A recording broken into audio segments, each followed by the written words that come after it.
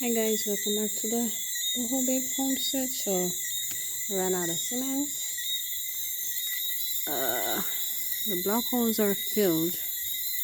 I have just these for the pillars. I have these left around here, and those.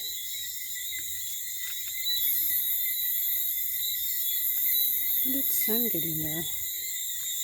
Yeah, and those two over there at the footing.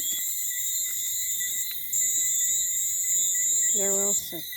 I need to fill them. I ran out of cement last night, so I am moving on to another task at the moment, and that is cutting these rebars, these excess rebars, to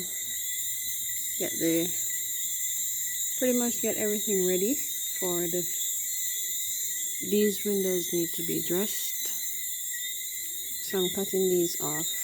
I have one here, and there are some along the top of you guys can't see it. There's some along the top of the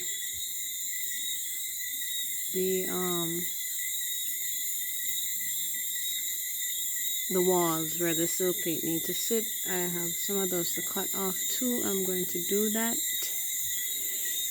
to accommodate the sill plates. I don't want to give the carpenters too much excess work, because these guys are,